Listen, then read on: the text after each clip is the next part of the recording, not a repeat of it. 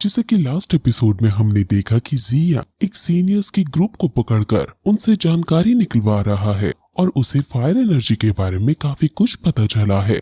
अब जियान उनसे उनका क्रिस्टल कार्ड मांगता है और ये बच्चे बाकियों की फायर एनर्जी एब्जॉर्ब करेंगे क्योंकि इसी तरीके से ही ये कॉलेज काम करता है।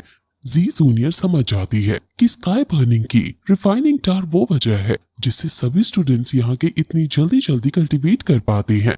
वो हाउ को पार लिस्ट के अंदर आने में ज्यादा इंटरेस्ट है और वो कहता है कि जब वो इनर कॉलेज में पहुंच जाएगा तो वो हर एक अपॉर्चुनिटी को खोजेगा। जियान भी कहता है कि अब हमें पता चल गया है कि फायर एनर्जी इनर कॉलेज के अंदर कितनी जरूरी है, तो अब हमें इसे और इकट्ठा करना है और अब हमारा गोल सिर्फ जंगल को पार करना ही नहीं, हमें फायर एनर्जी भी ज्यादा से ज्यादा कलेक्ट करनी है।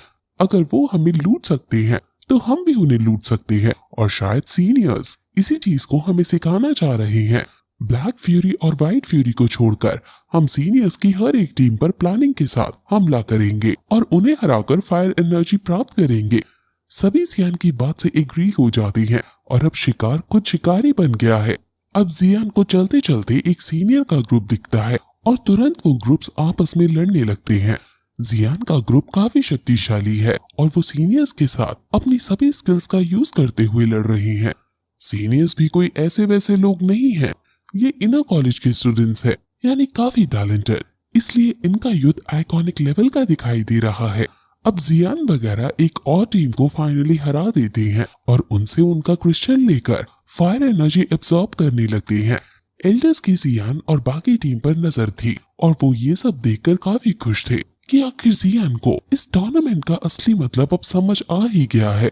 जो पिछली बार बच्चे आए थे वो ये समझ ही नहीं पाए थे और वो बिना फायर एनर्जी को कलेक्ट किए फॉरेस्ट पार कर गए थे। एल्डर्स की ये सब बात एल्डर्स के पास बैठे एक आदमी जो काफी मिस्टीरियस लग रहा है वो सुन रहा था और उसे पता चल गया था कि जियान नाम का लड़का कोई है। वहीं अब हमें सीनियर्स का एक ग्रुप दिखता है जो बॉनफायर के पास बैठकर बाकी बच्चों की बात बना रहे थे कि वो बच्चे तो नाकारे हैं क्योंकि फ्रेशर्स ने ना सिर्फ उनकी फायर एनर्जी को चुरा लिया बल्कि उन्हें बहुत बुरे तरीके से हरा भी दिया। ये फ्रेशर्स इस बार के काफी एरोगेंट हैं और लगता है कि हमें ही फ्रेशर्स को अच्छा सबक सिखाना पड़ेगा। वहीं दूर पेड़ पर बैठकर जियान इन सभी की बातें सुन रहा था और अपने ग्रुप को इन पर हमला करने को कह देता है। सभी तुरंत बॉनफायर के पास जाते हैं, लेकिन जब वहाँ वो पहुँचते हैं तो वहाँ उन्हें कोई नहीं मिलता। वो इससे पहले कि कुछ समझ पाते कि एक तीर उनकी तरफ आता है, हालांकि वो हाउ तलवार से उस तीर को रोक देता है। जियान समझ जाता है कि उन्हें पहले ही हमारे आने की खबर हो गई है।